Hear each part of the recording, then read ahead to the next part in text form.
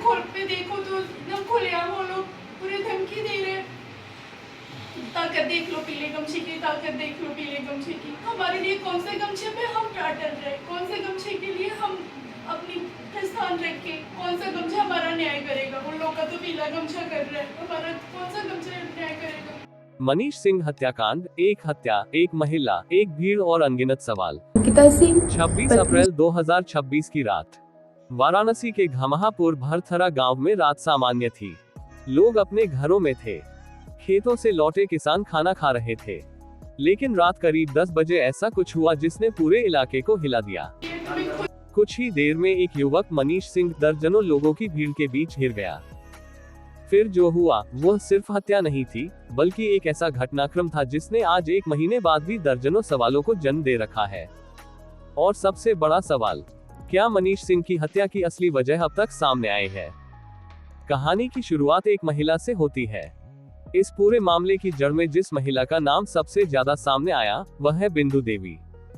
घटना की रात कहा गया कि बिंदु देवी मनीष सिंह की कार से घायल हुई थी।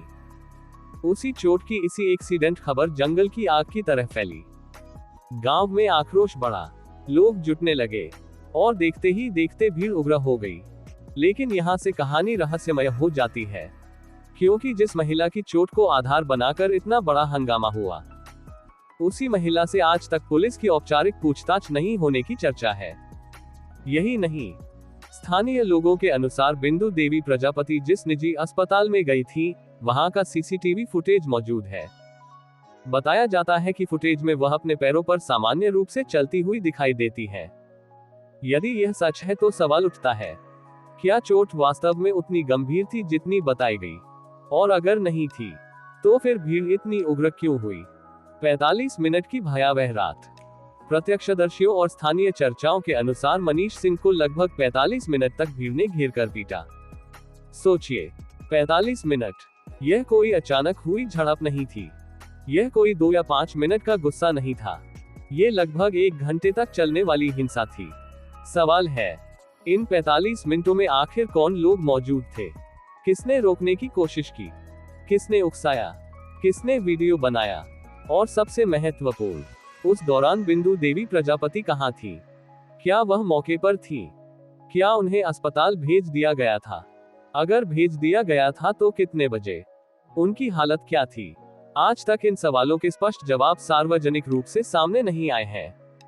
1 महीना बीत गया, लेकिन रहस्य वहीं खड़ा है। पुलिस ने कार्रवाई की, कई आरोपित गिरफ्तार हुए, कुछ ने अदालत में आत्मसमर्पण किया, कुछ को पुलिस ने जेल भेजा। लेकिन गिरफ्तारी और सच्चाई दोनों हमेशा एक चीज नहीं होती। आज भी गांव, सोशल मीडिया और राजनीतिक गलियारों में एक ही चर्चा है, हत्या क्यों हुई? भीड़ को किसने भड़काया? और क्या पूरी साजिश की परतें खुली है? अचानक कहानी में नया मोड़। जब लोगों को लगा कि जांच अपने रास्ते पर चल रही है, तभी एक और बड़ा घटनाक्रम सामने आया। हत्याकांड की विवेचना से जुड़े फूलपुर थानाध्यक्ष अतुल कुमार सिंह को निलंबित कर दिया गया और यहीं से विवाद का नया अध्याय शुरू हो गया। आमतौर पर किसी पुलिस अधिकारी के निलंबन पर पीड़ित पक्ष खुश दिखाई देता है, लेकिन यहाँ उल्टा हुआ। मृतक मनीष सिंह की पत्नी खुद सोशल मीडिया पर सामने आई। उन्होंने वीडियो जारी कर कहा, हमें 1 करोड़ रुपए नहीं चाहिए, हमें सरकारी नौकरी नहीं चाहिए, हमें न्याय चाहिए।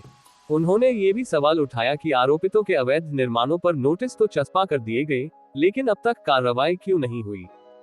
पत्नी का आरोप। मृतक की पत्नी और परिजनों का कहना है कि थानाध्यक्ष का निलंबन जांच को कमजोर करने की कोशिश हो सकता है। उनका दावा है कि जिस अधिकारी ने मामले में कार्रवाई की, उसी को हटा दिया गया। यह आरोप कितना सही है और कितना गलत, इसका फैसला जांच और विभागीय प्रक्रिया करेगी। लेकिन इतना जरूर है कि इस निलंबन ने मामले को और अधिक रहस्यमय बना दिया है। महेश राजभर प्रकरण और उठते सवाल। मामले के दौरान एक और चर्चा सामने आई। जब एसओजी टीम महेश राजभर को लेकर गई और तबीयत बिगड़ने पर उसे निजी अस्पताल में भर्ती कराया गया, तब सवाल उठा, यदि उस मामले में पुलिस की भूमिका पर सवाल थे तो जिम्मेदारी किसकी थी? और फिर केवल फूलपुर थानाध्यक्ष पर ही कार्रवाई क्यों हुई? क्या यह संयोग है, या कहानी में कोई ऐसी परत है जो अभी सामने नहीं आई? क्या बिंदु देवी प्रजापति ही इस रहस्य की चाबी है? पूरा घटनाक्रम एक बिंदु देवी प्रजापति पर आकर टिक जाता है, और वह है बिंदु देवी प्रजापति, क्योंकि घटना की शुरुआत उन्हीं से जुड़ी बताई गई। उन्हें घायल बताया गया, भीड़ के उग्र होने की वजह भी वही बताई गई, लेकिन पूछताछ की कोई स्पष्ट जानकारी सामने नहीं आई। ऐसे में कई लोग मानते हैं कि इस पूरी कहानी की सबसे महत्वपूर्ण कड़ी वही है। यदि उनकी विस्तृत गवाही सामने आती है तो शायद कई सवालों के जवाब मिल सकते हैं। जातीय रंग और राजनीति। जैसे जैसे मामला आगे बढ़ा, वैसे वैसे इसे जातीय नजरिए से देखने की कोशिशें भी शुरू हो गईं। सोशल मीडिया पर अलग अलग दावे किए गए, राजनीतिक बयान आए, समर्थन और विरोध के कैंप बन गए, लेकिन एक तथ्य नहीं बदलता।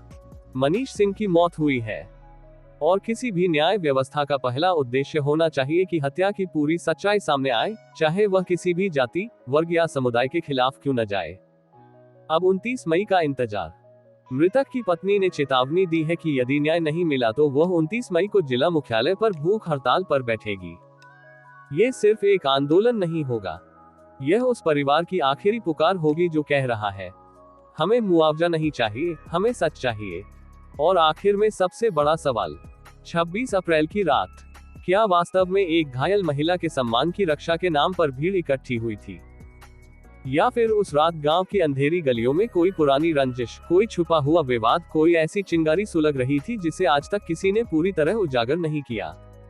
जब तक इन सवालों के जवाब नहीं मिलते, मनीष सिंह हत्याकांड सिर्फ एक हत्या नहीं रहेगा, यह एक ऐसा रहस्य बना रहेगा जिसके केंद्र में है एक मृत युवक, एक लापता कड़ी जैसी दिखती महिला, एक उग्र भीड़, एक निलंबित थानाध्यक्ष, और न्याय की प्रतीक्षा करती एक पत्नी, जो आज भी पूछ रही है, आखिर मेरे पति को मारा क्यों गया।